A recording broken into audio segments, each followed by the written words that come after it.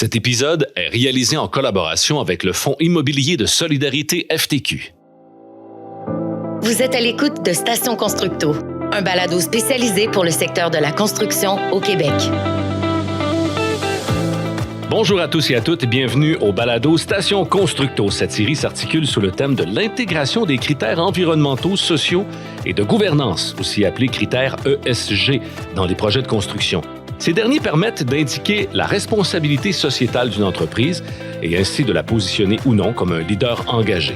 Au fil des épisodes, nous discuterons de différents projets qui ont intégré ces critères et qui, de ce fait, pourraient servir d'exemple pour d'éventuels projets. Dans cet épisode, nous discuterons de l'unité de travail pour l'implantation de logements étudiants, aussi appelé UTIL, et de son modèle d'affaires bien particulier. La crise du logement fait parler depuis plusieurs années, le taux d'inoccupation des logements à louer n'ayant jamais été aussi bas depuis 20 ans.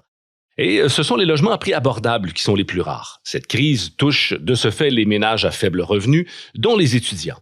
Bien que ce sujet fasse les manchettes depuis quelque temps, peu de solutions semblent être mises en place et peu de ressources existent aussi en ce qui a trait au logement étudiant. C'est cette place que vient donc remplir l'unité de travail pour l'implantation de logements étudiants, aussi appelée UTIL, et ce depuis 2012. Nous discuterons aujourd'hui avec Laurent Lévesque, cofondateur et directeur général de l'UTIL, et Régent Bellemare, conseiller à la coordination régionale du Fonds immobilier de solidarité FTQ. On va discuter de la façon dont la construction de logements d'étudiants permet de libérer des appartements pour les ménages à faible revenu et de la façon dont cette pratique s'inscrit dans cette perspective ESG. Messieurs, bonjour. Bonjour. Bonjour François. Merci d'avoir accepté notre invitation à participer à ce balado. Pour ceux qui ne connaissent pas UTIL, pouvez-vous nous parler de son histoire et de sa mission? UTIL, c'est une entreprise de développement immobilier, de gestion immobilière à but non lucratif. Ouais. Ça a été fondé par... ça a été fondé par un groupe d'étudiantes il y a plus que 10 ans, dont je faisais partie, des finissants dans une série de domaines allant de l'urbanisme à la finance, aux communications, qui ont constaté, un peu comme tu le mentionnais, qu'il y avait un manque total de ressources liées au logement étudiant au Québec, de solutions aussi, et même d'acteurs qui parlaient de cet enjeu-là et qui s'y intéressaient. Donc, on a fondé l'UTIL d'abord pour devenir un pôle d'expertise en logement étudiant. On a fait énormément de recherches, de documentation de l'enjeu aussi pour faire avancer la compréhension là-dessus. Mais surtout, notre objectif, c'était de développer un nouveau modèle de réalisation, de financement et de détention de logements étudiants abordables pour le Québec. Aujourd'hui, on a 600 logements qui sont construits ou en construction. On a des terrains sur lesquels on prévoit en développer au moins 1500 autres. Donc, on est vraiment en train de réaliser cette solution-là à grande échelle au Québec. Vous avez, par cette mission, un modèle d'affaires bien particulier. Vous pouvez nous en parler aujourd'hui.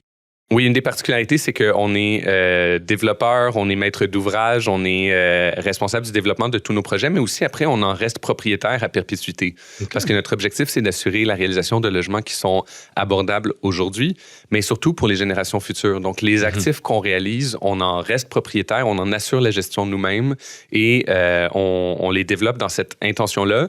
Puis je pense que ça vaut la peine aussi de mentionner qu'on a développé un peu une nouvelle catégorie de produits dans le monde du logement étudiant où on imagine vraiment traditionnellement des résidences avec un long corridor, des chambres beige, une cuisine au bout. Ce qu'on retrouve sur les campus, par exemple. Exactement. Puis c'est ça que les gens imaginent quand on leur parle de logement étudiant, mais c'est vraiment important de comprendre que ce qu'on construit à l'UTIL, c'est très différent de ça. C'est du logement, vraiment. C'est des appartements standards. Même nos studios ont chacun leur cuisine, leur salle de bain. Donc, les gens ont un appartement complet. Ils ont un bail de 12 mois. Ils peuvent apporter leurs propres meubles. Donc, on a vraiment un mode de logement qui est un petit peu plus comme ce que la forte majorité de la population étudiante qui vit sur le marché locatif standard va retrouver. C'est intéressant. Pouvez-vous nous expliquer l'implication du Fonds immobilier de la FTQ dans ce modèle d'affaires et avec l'UTIL? UTIL, un modèle d'affaires vraiment original, innovant, une équipe forte, comme tu mentionnais, beaucoup de gens qui viennent de différents secteurs et ce qui fait en sorte qu'on a une très bonne équipe au niveau de la gestion immobilière de façon générale. Et nous, de notre côté, on voulait que le fonds immobilier ait un impact social. Donc, on a développé, on a investi, je dirais, au-delà de 200 millions en fonds dans différents dossiers, que ce soit du logement étudiant, du logement personnes handicapées, du logement famille de façon générale, mais tout le temps abordable avec des groupes communautaires, des OBNL, des coops. Et pour UTIL, mais on a deux types de produits. Normalement, on a des fonds d'acquisition qui permettent à UTIL, entre autres, Laurent parlait de futurs dossiers utiles, des terrains sur lesquels il espère construire. On a aidé à financer l'achat de ces terrains-là. Et à plus long terme, on a du capital patient qui permet de gérer les liquidités pour un organisme, un OBNL. J'ajouterais que le Fonds immobilier de solidarité, qui est un de nos partenaires de plus longue date là, dans notre modèle d'affaires, a été investisseur dans tous nos projets jusqu'à aujourd'hui, sauf un. Donc, presque tous nos projets ont été facilités, ont été accélérés grâce à des injections de capital au bon moment, de la bonne façon, par le Fonds immobilier. Quel genre de défi ce modèle d'affaires-là, ça peut impliquer? De quelle façon ça se coordonne, tout ça? Bien, c'est sûr qu'un des défis auxquels on fait face depuis nos tout débuts, c'est la capitalisation, c'est le financement de ces projets-là. Veux pas, quand j'ai fondé cette entreprise-là, il y a plus que 10 ans, on a commencé avec $0. Il faut le remettre en contexte. Aujourd'hui, on a plus que $100 millions d'actifs. Dans le pipeline, on en a quelques centaines de millions d'autres qui s'en viennent. Donc, l'accès aux capitaux, c'est toujours un défi. Puis c'est pour ça que ça prend des partenaires solides, ça prend des partenaires engagés dans cette activité-là, mais il y a aussi, en parallèle de ça, une approche à l'utile qui est un peu particulière, c'est qu'on a une approche très décomplexée par rapport au financement puis par rapport aux frais, par exemple, de payer des intérêts de marché pour des produits financiers, parce que pour réaliser tout le volume de projets qu'il nous faut, ben ça va nous prendre beaucoup de capitalisation. Puis on ne peut pas se limiter, par exemple, par l'accès aux subventions gouvernementales ou l'accès à du crédit à faible taux.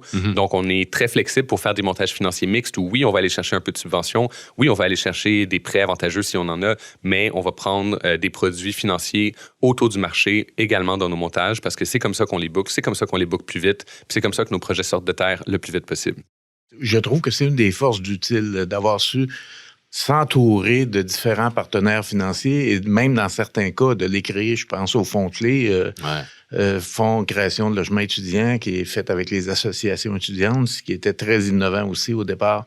Donc, utile, réussir à s'entourer de gens qui veulent la réussite du logement abordable pour les étudiants.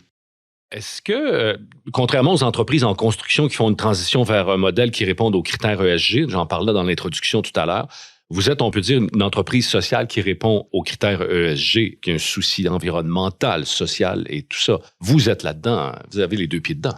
Absolument. Nous, en fait, c'est ces objectifs-là qui ont animé la fondation d'Utile. On voulait améliorer la situation résidentielle étudiante. On voulait développer un modèle alternatif de livraison de logements étudiants abordables.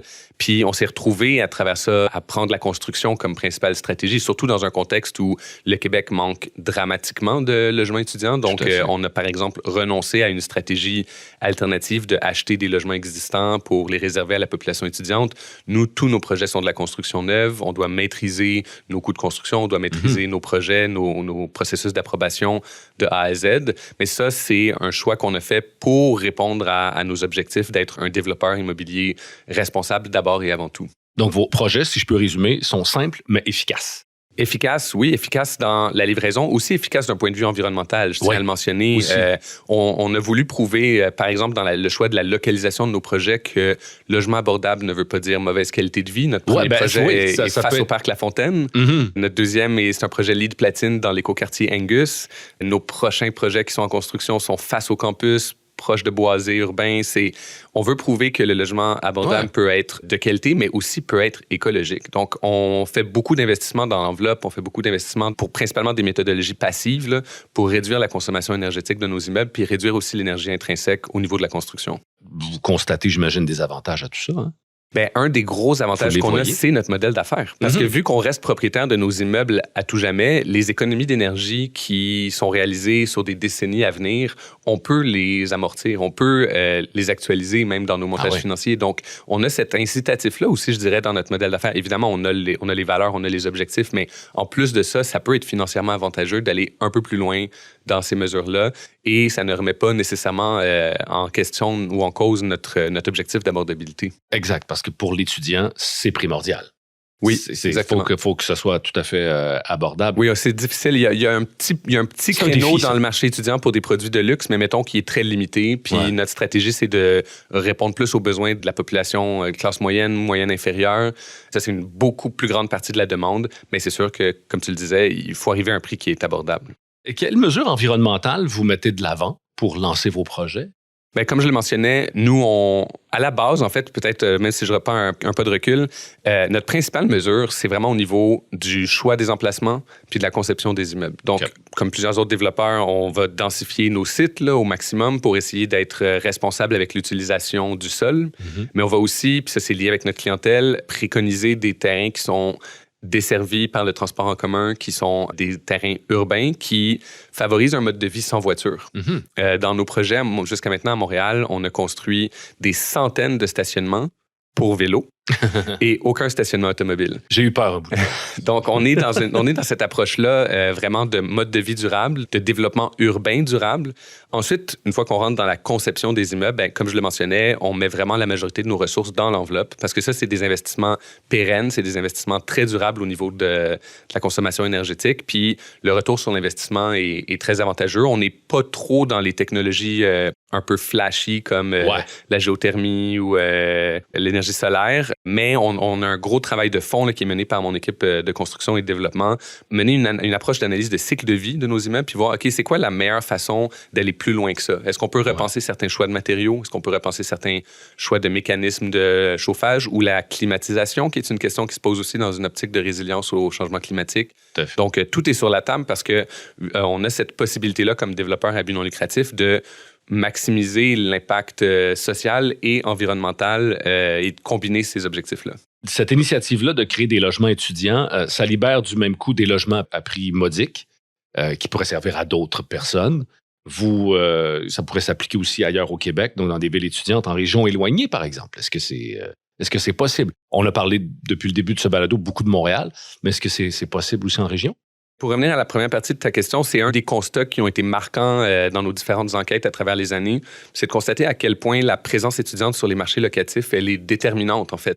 Pas juste pour l'accès au logement des étudiants eux-mêmes, mais d'autres ménages aussi, parce que c'est plus de 70% des étudiants universitaires qui sont locataires sur le marché locatif privé, là, pas en résidence. Donc, 70% quand même. C'est énorme. C'est des centaines de milliers de ménages au Québec. Donc, on a montré que construire plus de logements étudiants, et donc c'est pour ça qu'on fait de la construction neuve, comme je le disais, ça permet de libérer des logements pour des familles, des logements souvent pas trop chers que des ménages étudiants occupent, par exemple, en colocation, ce qui est très populaire pour la population étudiante et donc qui pourrait être occupé par des familles. Donc, il y a cet effet-là, cet impact positif de construire plus de logements étudiants qui, comme tu le mentionnais, est vrai dans beaucoup de villes étudiantes. En fait, on pourrait même dire que dans des villes étudiantes plus petites que Montréal, comme Saguenay, comme Rimouski, Sherbrooke, l'impact de la population étudiante est encore plus démesuré parce que c'est des villes avec un plus petit parc locatif. Donc, construire 200 logements étudiants à Trois-Rivières, par exemple, ça a évidemment plus d'impact sur le marché locatif, toute proportion étant égale par ailleurs, qu'à Montréal. Puis c'est pour ça qu'en ce moment, on a des chantiers d'à peu près 200 logements en cours à Québec et à Trois-Rivières, puis qu'on travaille pour apporter notre modèle à Sherbrooke très bientôt. On a déjà des terrains identifiés, puis éventuellement à toutes les autres villes universitaires aussi du Québec, parce que de construire plus de logements étudiants, de rattraper le déficit de logements étudiants, ça permet aussi de sortir plus rapidement de la crise du marché locatif pour toutes les populations. Est-ce que vous êtes en concurrence avec les campus universitaires? Je dirais qu'on est... Ou un complément? On est clairement un complément. Il faut voir le beau côté de la médaille. Hein? Au niveau du produit, on est clairement un complément parce que, comme je le disais, ce qu'on fait, c'est pas de la résidence. Donc, c'est même un peu une porte de sortie pour les étudiants et étudiantes qui finissent une première année en résidence. On voit en ce moment, par exemple, on a vu dans les nouvelles qu'il y a des villes où les étudiants restent en résidence parce qu'ils n'arrivent pas à se loger ailleurs. Et donc, c'est des logements, des chambres en résidence qui ne viennent plus disponibles pour la nouvelle cohorte. Et là, chaque cohorte, l'une après l'autre, a de moins en moins accès à des logements, même en résidence. Donc, offrir un chemin de sortie puis une étape après les résidences, ça, c'est très bénéfique. Mais j'ajouterais que le degré de volonté des universités et encore plus des cégeps de construire eux-mêmes des résidences est extrêmement variable. Et que globalement, la majorité, c'est pas leur core business, si vous m'excusez l'expression. Leur business, c'est l'enseignement. Tout à fait. Donc, c'est assez peu de ces campus-là qui ont une volonté de construire. Puis là aussi, on peut être un partenaire très avantageux. On a vu, par exemple, des universités, des cégeps céder ou louer des terrains pour des projets de logement étudiant comme les nôtres. Puis ça peut vraiment être un partenariat gagnant-gagnant pour réaliser rapidement du logement étudiant. Oui, et combler ce qui manque comme et logement. combler le besoin de logement, très clairement. Exactement. Du côté de la FTQ, du Fonds immobilier, vous trouvez vos comptes, j'imagine, dans tout ça. Dans notre mission sociale, on ne demande pas le même rendement dans nos investissements sociaux, même si Utile est un très bon joueur à ce niveau-là. Ouais. Tu le mentionnais tantôt, ce n'est pas le taux d'intérêt qui est votre plus gros critère, c'est la capacité qu'on puisse les accompagner dans tous leurs projets. Mm-hmm. Puis on a accompagné d'autres groupes qui ont fait des petits projets de logement étudiant, plus en région aussi. Donc, oui, on y trouve notre compte. On y trouve notre compte en mission sociale et avec un rendement moindre, mais intéressant quand même. Tout à fait. Parlons de gouvernance logée dans ESG au niveau de Utile. Vous avez une gestion particulière au niveau de l'immobilier. Oui, mais nous, dès le début, comme entreprise sociale, comme entreprise à but non lucratif, on a voulu s'assurer que notre action, elle était vraiment ancrée dans la population qu'on dessert, puis les partenaires avec lesquels on travaille. Fait que, comme entreprise nationale, nos membres, les organisations qu'on fédère et auxquelles on est redevable ultimement, sont très largement des associations étudiantes elles-mêmes qui représentent la population étudiante et aussi des universités, des établissements d'enseignement. Collectivement, nos membres représentent 270 000 étudiants et étudiantes à travers le Québec, quand même. sur presque tous les campus universitaires. C'est une partie importante de la population et ça nous permet de vraiment être ancrés dans les besoins réels sur les campus. Ces partenaires-là, les associations étudiantes, peuvent, comme Réjean le mentionnait, intervenir dans le financement de certains de nos projets. Il y a jusqu'à maintenant plus que 6 millions qui ont été collectivement investis par des groupes étudiants dans nos différents projets. C'est aussi des partenaires de promotion des projets. Ça nous donne un accès au campus inégalé parce que ces regroupements-là ont des listes de courriels, elles ont des capacités de communication sur les campus qui nous permettent de s'assurer que nos logements sont bien connus, sont visibles sur les campus. Mais c'est aussi un de nos piliers de gouvernance, comme on le mentionnait. Donc, sur mon conseil d'administration à l'Utile, j'ai des représentants étudiants. J'ai aussi des représentants d'université et j'ai une portion intéressante d'experts de l'immobilier pour évidemment s'assurer d'avoir cette expertise-là. Mais tout ça mis ensemble, ça nous donne vraiment une vision 360 au niveau de la gouvernance, des besoins sur le terrain, des leviers d'action des partenaires et de la meilleure façon au niveau technique, au niveau stratégique de mettre en œuvre notre mission. Puis ça, je pense que c'est un des secrets aussi, c'est plus un secret aujourd'hui, mais une des particularités de l'approche de l'Utile puis qui fait notre succès, c'est cette action-là en réseau. Et du côté du Fonds immobilier de solidarité FTQ, vous êtes impliqué également à moindre échelle au niveau de la gouvernance. Vous êtes aussi à ce niveau-là. Pas beaucoup au niveau de la gouvernance. De notre côté, la gouvernance, on laisse ça aux organismes qu'on aide, qu'on accompagne. Notre objectif est social. On s'assure que les organismes ont une bonne gouvernance et dans le cas d'Utile, c'est un modèle. Vous vous assurez de ça? Oui, ça fait partie. On fait des bilans sociaux, même des entrepreneurs qui sont mêlés au dossier. Donc, on s'assure d'avoir un bon environnement de gouvernance, des bons citoyens corporatifs. Notre but à nous n'est pas de se mêler de ça, mais plutôt d'accompagner les groupes dans leur développement avec des prêts qui répondent à leurs besoins de financement. Ben, ça me fait à la discussion. Je vous remercie beaucoup de vous être déplacé. Merci beaucoup d'avoir participé à ce balado aujourd'hui. Un grand plaisir, François. Merci. Merci. C'est ce qui termine cet épisode de notre série sur l'intégration des critères ESG. Nous souhaitons remercier Laurent Lévesque, cofondateur et directeur général de l'Utile, et Réjean Bellemare, conseiller à la coordination régionale au Fonds immobilier de solidarité FTQ. Nous tenons également à remercier le Fonds immobilier de solidarité FTQ pour sa collaboration dans la réalisation de cette série. Suivez-nous sur les réseaux sociaux pour rester à l'affût de la sortie de notre prochain épisode, qui portera quant à lui sur la certification d'immeubles et l'exemple de l'édifice Louis Laberge. Merci, à très bientôt.